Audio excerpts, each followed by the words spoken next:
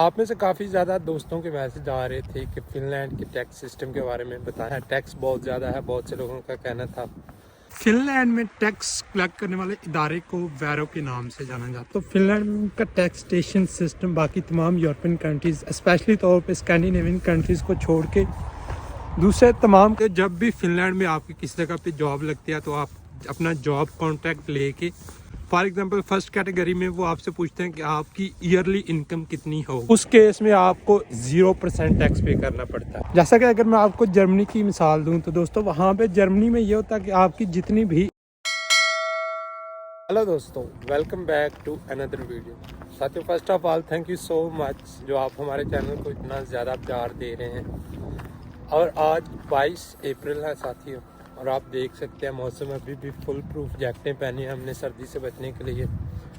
आप में से काफ़ी ज़्यादा दोस्तों के मैसेज आ रहे थे कि फ़िनलैंड के टैक्स सिस्टम के बारे में बताएं हमें कुछ। सुना है टैक्स बहुत ज़्यादा है, बहुत से लोगों का कहना था। तो मैंने सोचा क्यों ना मैं एक कंप्लीट वीडियो बनाऊं इस चीज़ पे और आप लोगों को बताऊं कि फ़िनलैंड में टैक्स का सिस्टम क्या और चीज़ें किस तरह वर्क करती है। तो आइए दोस्तों, आपको बताते हैं फ़िनलैंड में टैक्स सिस्टम के बारे में। साथियों फिनलैंड में टैक्स कलेक्ट करने वाले इदारे को वैरो के नाम से जाना जाता है और ये एक बिल्कुल सेपरेट इदारा है बाकी इदारों से। और अगर मैं बात करूं फिनलैंड में टैक्सेस के बारे में तो दोस्तों फिनलैंड का टैक्सेशन सिस्टम बाकी तमाम यूरोपियन कंट्रीज़ स्पेशली तौर पे स्कैंडिनेवियन कंट्रीज़ को छोड़ के दूसरे तमाम कंट्रीज़ की निस्बत एक बहुत ही डिफरेंट किस्म का टैक्सेशन सिस्टम है। जैसा कि अगर मैं आपको जर्मनी की मिसाल दूं तो दोस्तों वहाँ पे जर्मनी में ये होता है कि आपकी जितनी भी इनकम हो आपको एक फ्लैटर टैक्सेशन सिस्टम से गुजरना पड़ता है। लेकिन फिनलैंड में ऐसा बिल्कुल सीन भी नहीं है और मैं उम्मीद करता हूँ कि बाकी स्कैंडिनेवियन कंट्रीज़ में भी ऐसे ही होगा, क्योंकि फिनलैंड में आपको टैक्स आपकी इनकम की बेस पे अदा करना पड़ता है। हेलो, फिनलैंड में टैक्स आपकी इनकम की बेस पे आपको पे करना पड़ता है। अगर जितनी ज़्यादा आपकी इनकम होगी उतना ज़्यादा आपको टैक्स पे करना पड़ेगा। फॉर एग्जांपल एक छोटी सी मिसाल से मैं आपको समझाता हूँ दोस्तों कि अगर आपकी इनकम 10,000, 12,000 और 2024 के डाटा के मुताबिक अगर आपकी इनकम 16,499 रुपये से कम है पूरे साल में तो आपको ज़ीरो टैक्स पे करना पड़ेगा। और अगर आपकी इनकम इस इनकम से इंक्रीज़ कर गई, 1 यूरो भी अगर आपने 16,500 यूरो भी कमा लिया तो आपको पिछले 16,499 यूरो का भी टैक्स पे करना पड़ेगा। और फिनलैंड और बाकी स्कैंडिनेवियन कंट्रीज़ की अगर मैं बात करूं तो इन तमाम कंट्रीज़ में साथियों इन कंट्रीज़ की जो सोसाइटी है वो बेस ही इस चीज़ पे करती है कि जितना आप ज़्यादा अमीर होंगे आपको उतना ज़्यादा टैक्स पे करना पड़ेगा और आप जितने कम पैसे कमाएंगे आपको उतना कम टैक्स पे करना पड़ेगा।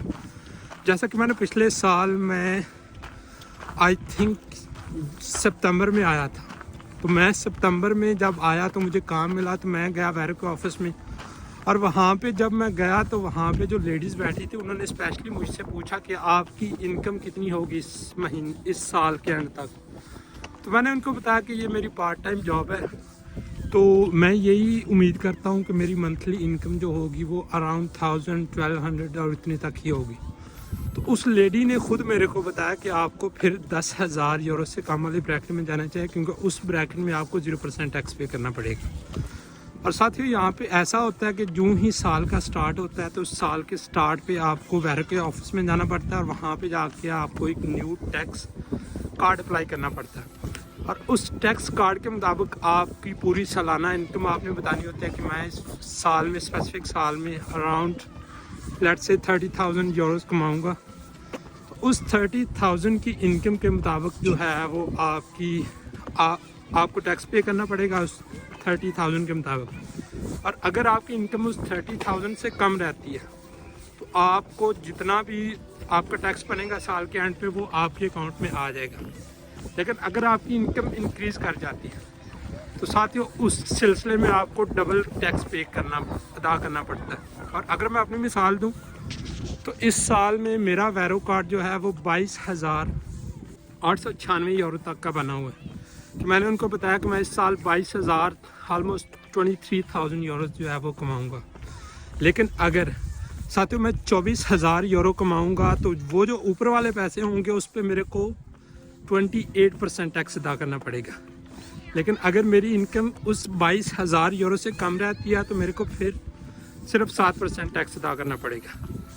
और ये टैक्स जो होता है वो डिफरेंट फील्ड में डिफरेंट टैक्स होता है। फॉर एग्जांपल अब अगर कोई बंदा एंटरप्रेन्योरशिप वीज़े पे आया है तो उसका टैक्स स्ट्रेटली 20% जाएगा। और अगर आप वर्कर हैं और आप किसी जॉब पे काम कर रहे हैं तो उस सिलसिले में आपका टैक्स जो है वो आपकी सैलरी के मुताबिक आपको पे करना पड़ेगा। और ये साथियों हम रास्ते में जा रहे थे तो ये आप हमारे गांव में एक छोटा सा स्कूल है और इस स्कूल के बच्चे आप देख लें, इतनी ज़्यादा ठंड के बावजूद भी अपनी जो है फ़िज़िकल एक्टिविटी उसको प्रेफर कर रहे हैं। और साथ में इनके टीचर्स भी उधर ही मौजूद होते हैं जो इनको बताते हैं कि इस जगह पे जाना, इस जगह पे नहीं जाना। तो आप एनर्जी चेक करें बच्चों की,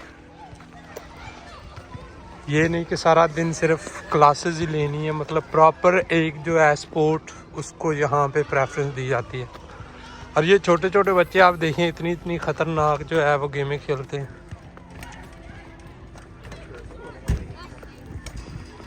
पूरी गैमा गैमी का माहौल चल रहा है इस वक्त इस स्कूल के आसपास। अगर मैं बात करूं यहाँ पे टैक्स टाइप्स के बारे में तो साथियों यहाँ पे ऑलमोस्ट 5 किस्म का टैक्स आपको पे करना पड़ता है। एक national income tax, local income tax, तीसरा चर्च टैक्स, दूसरे और भी 2 किस्म के टैक्सेस हैं, मेरे को वो याद नहीं अच्छे तरीके से, मतलब 4-5 किस्म का टैक्स आपको पे करना पड़ता है। और यहाँ का फिनलैंड का टैक्सेशन सिस्टम बाकी दूसरे कंट्रीज की निस्बत बहुत ज़्यादा अग्रेसिव टैक्सेशन सिस्टम कंसिडर किया जाता है लोगों की जानिब से, क्योंकि साथियों आप अगर ज़्यादा पैसे कमाएंगे तो आपको गवर्नमेंट को ज़्यादा पैसा पे करना पड़ेगा।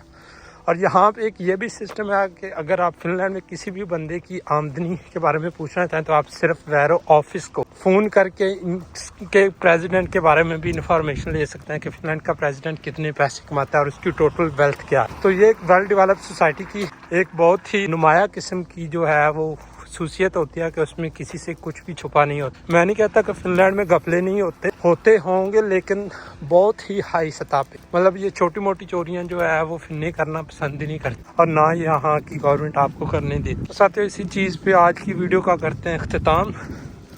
और अगर आपका कोई भी क्वेश्चन हो तो आप फील फ्री टू आस्क, आप कमेंट सेक्शन में पूछ लिया करेंगे और मैं जल्द अज जल्द आपकी जो भी क्यूरीज होंगी उनको सॉल्व करने की कोशिश करूँगा।